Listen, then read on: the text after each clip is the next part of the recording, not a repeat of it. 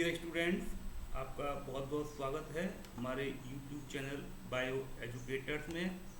आज का हमारा टॉपिक बहुत ही इम्पोर्टेंट है, जो कि है types and structure of antibody, अर्थात प्रतिरक्षा अणु के प्रकार एवं संरचना। प्रतिरक्षा अणुओं को हम इम्यूनोग्लोबुलिन्स के नाम से या इम्यूनोजेंस के नाम से भी जानते हैं। यह इम्यूनोग्लोबुलिन्स जो हैं वो शरीर में प्रवेश करने वाले जो एंटीजेंस या जो रोगाणु होते हैं, जिनको हम बैक्टीरिया या वायरसेस के नाम से जानते हैं, उनके अगेंस्ट या उनके प्रति उत्पन्न होकर उन्हें नष्ट करने का कार्य करते हैं। अर्थात ये हमारे शरीर की इम्यूनिटी पावर को बढ़ाने का कार्य करते हैं। प्रतिरक्षा अणु जो हैं वो 5 प्रकार के होते हैं, जैसा कि यहाँ देखिए लिखा हुआ है IgA, IgD, IgE, IgG, IgM। Ig जो है वो इम्यूनोग्लोबुलिन्स की जो शॉर्ट फॉर्म है। और देखिए ये जो मैंने यहाँ पर 2 डिवीज़न किए हुए हैं, जो इम्यूनोग्लोबुलिन्स जो ADE जो हैं वो प्लेसेंटा के द्वारा मदर से जो है एम्ब्रियो में नहीं ट्रांसफ़र होते हैं। इसका मतलब ये नहीं है कि यह जो है नवजात शिशु में नहीं पाए जाएंगे, लेकिन यह प्लेसेंटा के थ्रू जो है ट्रांसफ़र नहीं होते हैं।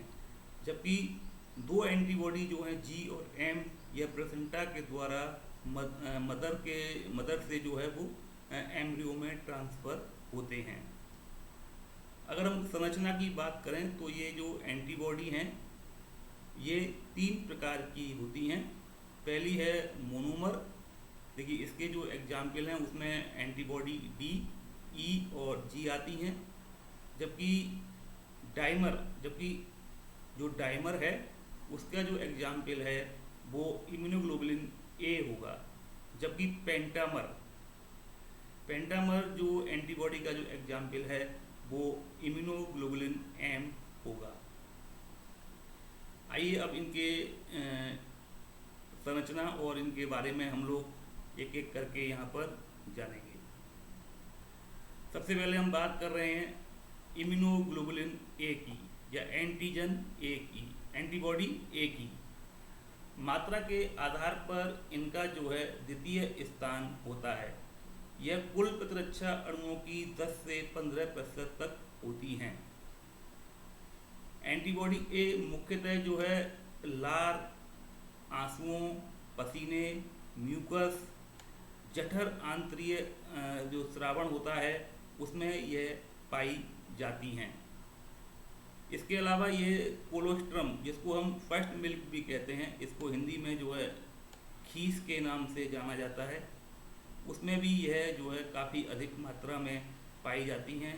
इन्हें स्त्रावी प्रतिरक्षा अणु भी कहते हैं। जो एंटीबॉडी A है उनको हम स्त्रावी प्रतिरक्षा अणु भी कहते हैं, क्योंकि देखिए ये लार द्वारा सिक्रीट होता है। लार जो सिक्रीट होती है उसमें ये पाया जाता है। आंसू जो टीयर्स हैं, है ना, वो भी हमारे लैक्राइमल ग्लैंड से जो है स्त्रावित होते हैं, तो उनमें भी ये पाया जाता है। स्वेट ग्लैंड में स्वेट सिक्रीट होता है। म्यूकस ग्लैंड के द्वारा म्यूकस सिक्रीट होती है। जबकि जो इंटेस्टाइनल ग्लैंड हैं उनसे जो है इंटेस्टिनल सिक्रीशंस जो है वो निकलते हैं। तो इन सभी में जो है एंटीबॉडी A पाई जाती है, तो इसीलिए इनको हम स्त्रावी प्रतिरक्षा अणु के नाम से भी जानते हैं। संरचना की अगर हम बात करें तो देखिए ये 2 प्रकार की होती है, लेकिन जो मोनोमर एवं डाइमर दोनों आकार में होती हैं ये, लेकिन ये अधिकांश जो है डाइमर आकार में ही पाई जाती हैं। देखिए डाइमर, देखिए ये जो है एक यूनिट है और ये जो है दूसरी यूनिट है, और दोनों जो यूनिट हैं वो मिलकर जो है डाइमर बनाती हैं, और दोनों आपस में एक चेन के द्वारा जुड़ी रहती है। इसे हम J चेन या जॉइनिंग चेन के नाम से जानते हैं, है ना। तो ये यहाँ पर आप देख रहे हैं 2 मोनोमर जो हैं आपस में जॉइनिंग चेन के द्वारा जुड़े हुए हैं और एक जो है डाइमर का निर्माण कर रहे हैं। तो एंटीबॉडी A जो है वो डाइमर फॉर्म में जो है अधिकांश रूप से पाई जाती है। अगर हम इसके फंक्शंस की बात करें, एंटीबॉडी A के फंक्शंस की बात करें, तो देखिए ये म्यूकस झिल्ली व शरीर की बाह्य त्वचा की रक्षा करती है। यह वायस स्रावण के द्वारा आंसुओं, लार एवं जठर जो आंतरिक स्रावण होते हैं के द्वारा सूक्ष्म जीवियों से शरीर की रक्षा करती है। इन्हेलेशन एवं इंजेक्शन के द्वारा भी जो कुछ सूक्ष्म जीवी हैं वो शरीर के अंदर प्रवेश कर जाते हैं, तो इनके प्रतिरक्षा अणुओं के द्वारा निष्क्रिय कर दिए जाते हैं। सामान्यतः क्या होता है, जब हम सांस अंदर लेते हैं तो हमारे सांस के साथ कुछ बैक्टीरिया वगैरह या जो कुछ सूक्ष्म जीवी हैं, रोगाणु हैं, कुछ वायरसेस हैं, वो हमारे शरीर में एंटर करते हैं। और इंजेक्शन जब हम भोजन ग्रहण करते हैं तो हमारे भोजन के साथ भी कुछ हो सकते हैं, कुछ पैथोजेंस जो हैं हमारे शरीर में एंटर कर जाते हैं। तो इन सभी पैथोजेंस को निष्क्रिय करने के लिए हमारे शरीर में जो है एंटीबॉडी ए पाई जाती हैं, जो कि इन रोगाणुओं को या पैथोजेंस को निष्क्रिय कर देती हैं। देखिए कोलोस्ट्रम या जिसको हम मदर्स फर्स्ट मिल्क कहते हैं, इसमें एंटीबॉडी ए पाए जाते हैं जो कि नवजात शिशु को प्रतिरोधक क्षमता प्रदान करते हैं। ये ध्यान देने वाली बात है कि कोलोस्ट्रम जिसको हम फर्स्ट मिल्क कहते हैं उसमें जो है एंटीबॉडी ए पाई जाती है। कई बार इस तरह के क्वेश्चन पूछ लिए जाते हैं कि मदर का जो फर्स्ट मिल्क होता है इसको हम कोलोस्ट्रम कहते हैं, उसमें कौन सी एंटीबॉडी पाई जाती है, तो कोलोस्ट्रम में जो है एंटीबॉडी ए या इम्यूनोग्लोबुलिन ए पाया जाता है।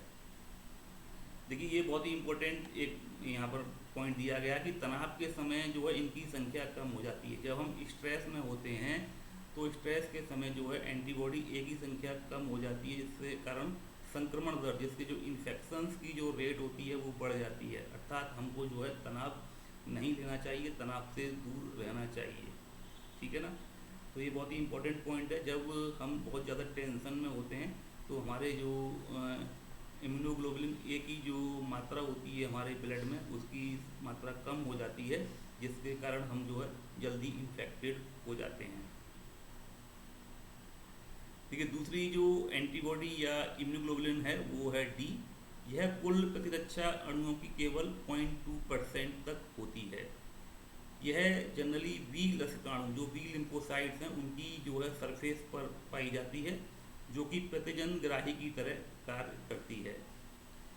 यह बी लसिकाणु को प्रतिजन पहचानने के लिए प्रेरित करती है। प्रतिजन या जिसको हम इंग्लिश में एंटीजन कह रहे हैं, एंटीजन जनरली क्या होते हैं, फॉरेन पार्टिकल्स हैं, जैसे बैक्टीरिया है या वायरसेस हैं या और भी रोगाणु हैं, उन सबको हम एंटीजन कह सकते हैं। और देखिए इसके हम स्ट्रक्चर की बात करें तो ये देखिए सिंपल इसका स्ट्रक्चर है जो कि मोनोमर है। हम लोग जानते हैं कि एंटीबॉडी जो होती हैं बाई शेप स्ट्रक्चर होती हैं। एंटीबॉडी के स्ट्रक्चर के बारे में हम लास्ट में बात करेंगे। ठीक है, तीसरी जो एंटीबॉडी है वो ई है। यह ई एंटीबॉडी जो है वो सबसे कम मात्रा में पाई जाने वाली एंटीबॉडी हैं और इनकी जो मात्रा है केवल 0.05% तक होती है। और इनकी देखिए जो स्ट्रक्चर है वो मोनोमर प्रकार का है, जैसा मैंने अभी बताया था आपको। यह मास्ट सेल्स एवं बेसोफिल सेल्स पर पाई जाती है। देखिए ये बहुत इंपॉर्टेंट पॉइंट है कि जो एंटीबॉडी ई हैं वो मास्ट सेल एवं बेसोफिल सेल्स पर पाई जाती हैं, जो कि इन्हें हिस्टामिन स्रावित करने के लिए प्रेरित करती हैं। ये बहुत इंपॉर्टेंट पॉइंट है। इसके अलावा देखिए ये एलर्जिक एवं हाइपर सेंसिटिविटी रिएक्शन भी प्रदर्शित करती है और ये हमारे शरीर को परजीवियों से, पैरासाइट से भी सुरक्षा प्रदान करती है। देखिए चौथी जो एंटीबॉडी है वो है जी। यह सर्वाधिक मात्रा में पाए जाने वाले प्रतिरक्षा अणु हैं। देखिए ये बहुत इंपॉर्टेंट पॉइंट है। कभी कभी जो है नीट एग्जाम में भी इस तरह के क्वेश्चन पूछ लिए जाते हैं कि कौन सी एंटीबॉडी जो है सर्वाधिक मात्रा में पाई जाती है, तो एंटीबॉडी जी या इम्यूनोग्लोबुलिन जी या इम्यूनोजन जी जो सबसे ज़्यादा मात्रा में पाए जाते हैं। इनकी मात्रा कुल प्रतिरक्षा अणुओं की, कुल एंटीबॉडीज की 80% तक होती है ना। ये प्रतिरक्षा अणु जो हैं या ये एंटीबॉडी जो हैं वो 80% तक हमारे ब्लड में उपस्थित होते हैं। यह रुधिर, लसिका एवं आंत में पाई जाती है। यह ब्लड में हमारे जो लिम्फ है उसमें और इंटेस्टाइन में पाए जाते हैं। इनकी संरचना भी मोनोमर प्रकार की होती है। देखिए ये केवल बाई का एक स्ट्रक्चर देख रहे हैं, ये केवल ये मोनोमर जो स्ट्रक्चर है उसको प्रदर्शित करती है। यह प्रतिरक्षा अणुओं एवं भक्षकाणुओं की क्रियाशीलता को बढ़ा देती है। देखिए बहुत इंपॉर्टेंट पॉइंट है, यह प्रतिरक्षा अणुओं एवं भक्षकाणुओं की क्रियाशीलता को बढ़ा देती है, जिससे सूक्ष्म जीवियों को नष्ट किया जा सके। इसको हम कंप्लीमेंट एक्टिवेशन भी कहते हैं। ये बहुत इंपॉर्टेंट पॉइंट है, कंप्लीमेंट एक्टिवेशन भी कहते हैं। ये जो एंटीबॉडी जी है, ये जो है प्रतिरक्षा अणुओं जो और भी जो एंटीबॉडी हैं एवं जो फेगोसाइटिक सेल्स हैं हमारे बॉडी में, उनकी जो एक्टिविटी को बढ़ा देती है, इससे सूक्ष्म जीवियों को जो है किल किया जा सके, और इस फिनोमेना को हम कॉम्प्लीमेंट एक्टिवेशन कहते हैं। यह नवजात शिशु की प्रतिरोधक क्षमता को बढ़ाती है, क्योंकि हम जानते हैं कि आईजीजी जो है वो प्लेसेंटा के द्वारा मदर से जो है एम्ब्रियो तक जाती है, और एम्ब्रियो में पहुंचने के बाद ये नवजात शिशु में भी पहुंच जाती है और उसकी जो इम्यूनिटी पावर है उसको बढ़ाती है। और ये सबसे हल्के प्रकार के प्रतिरक्षा अणु हैं। देखिए ये बहुत इंपॉर्टेंट क्वेश्चन है, जो इम्यूनोग्लोबुलिन जी हैं वो सबसे हल्के प्रकार के एंटीबॉडी हैं, और इनका मोलिकुलर वेट जो है वो 1,46,000 होता है। देखिए जो लास्ट एंटीबॉडी है वो इम्यूनोग्लोबुलिन एम है। रक्त में पाए जाने वाली कुल प्रतिरक्षा अणुओं की 5 से 10% तक इसकी मात्रा होती है। इम्यूनोग्लोबुलिन एम जो है वो ब्लड में पाई जाने वाली जो एंटीबॉडी होती हैं उसका 5 से 10% तक बनाती हैं। और देखिए इनकी संरचना पेंटामर प्रकार की होती है। आप यहाँ देख रहे हैं कि 5 जो हैं मोनोमर जो हैं वो आपस में एक दूसरे से जे चेन के द्वारा जुड़े हुए हैं, तो इसकी जो आकृति या शेप है वो पेंटामर प्रकार की होती है। अर्थात यहाँ पर बाई शेप मॉलिक्यूल जो इसको हम मोनोमर कहते हैं वो 5 संख्या में है, इसीलिए इसको हम पेंटामर के नाम से जानते हैं। शरीर में प्रतिजन प्रवेश करने के बाद सबसे पहले उत्पन्न होने वाला प्रतिरक्षा अणु है। देखिए बहुत ही इंपॉर्टेंट पॉइंट है, शरीर में जब एंटीजन एंटर करते हैं तो शरीर में सबसे पहले जो एंटीबॉडी उत्पन्न होती हैं वो आईजीएम प्रकार की ही होती हैं, और यह आकार में सबसे बड़े प्रतिरक्षा अणु हैं। अगर हम इनके साइज की बात करें तो ये आकार में सबसे बड़े होते हैं, और यह भ्रूण में उत्पन्न होने वाली प्रथम प्रतिरक्षा अणु। देखिए यहाँ पर फिर बहुत इंपॉर्टेंट पॉइंट है, यह एम्ब्रियो में उत्पन्न होने वाली प्रथम प्रतिरक्षा अणु हैं, और ये सबसे भारी प्रकार के एंटीबॉडी भी हैं। ये सब बहुत इंपॉर्टेंट पॉइंट्स हैं। यह सबसे हैवीएस्ट एंटीबॉडी है जिसका मोलिकुलर वेट जो है 9,60,000 तक होता है। प्रतिरक्षा अणु की हम संरचना की बात करें, देखिए बहुत इंपॉर्टेंट ये क्वेश्चन है। जैसा हम लोग जानते हैं कि प्रतिरक्षा जो अणु है या एंटीबॉडी जो है वो अंग्रेजी के जो बाई अक्षर होता है उसके आकार का होता है। अंग्रेजी का देखिए बाई जो अक्षर है उसके आकार की एंटीबॉडी होती हैं, और यह 4 संरचनात्मक इकाइयों से मिलकर बनी होती हैं। ये 2 भारी व 2 हल्की चेन होती हैं, और दोनों जो चेन्स हैं वो अमीनो एसिड से मिलकर बनी होती हैं, और इनको हम पॉलीपेप्टाइड चेन्स भी कहते हैं। देखिए आप यहाँ पर स्ट्रक्चर देख सकते हैं कि देखिए जो पिंक कलर में है, ये जो पिंक कलर में है ये जो हैवी चेन है इनका साइज भी बड़ा है, और इनके साइड में जो ये जो ग्रीन कलर से बनी हुई हैं वो जो है लाइट चेन है, और ये चारों चेन जो हैं ये अमीनो एसिड से मिलकर बनी होती हैं, अतः इनको हम पॉलीपेप्टाइड चेन के नाम से भी जानते हैं। एक एंटीबॉडी में 2 जो है हैवी चेन्स हैं और 2 जो हैं लाइट चेन्स हैं। लाइट चेन्स जो हैं बाहर की तरफ हैं जो ग्रीन कलर से बनी हुई हैं, और जो हैवी चेन्स हैं वो अंदर की तरफ हैं जो कि पिंक कलर से बनी हुई हैं।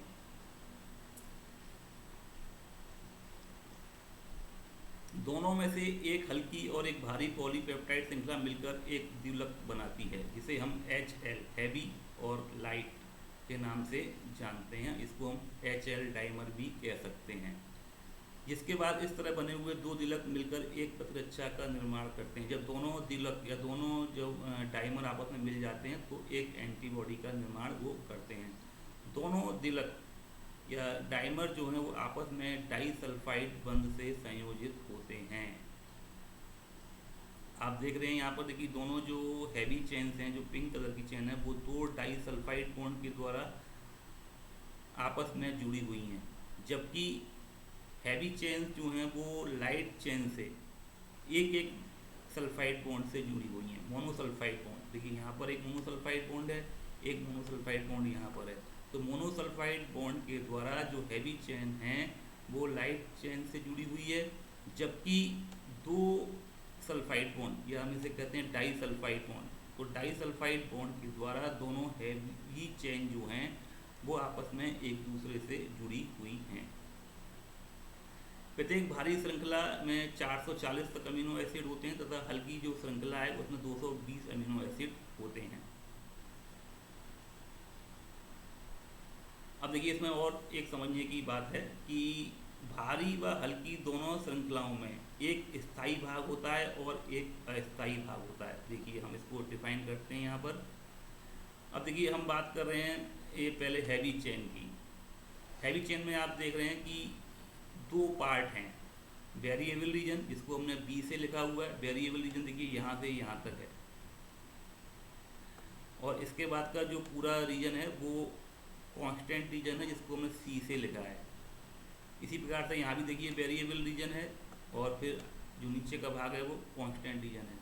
इसी प्रकार से आप लाइट चेन में भी देखेंगे कि जो ऊपर का भाग है वो वेरिएबल रीजन है और जो नीचे का भाग है वो कांस्टेंट रीजन है। इसी प्रकार से देखिए इस लाइट चेन में भी देखेंगे आप कि ऊपर का भाग जो है वेरिएबल रीजन है जिसको हमने अंग्रेजी के बी अक्षर से लिखा हुआ है, जबकि नीचे का भाग जो है कांस्टेंट है, इसको हमने सी से लिखा हुआ है।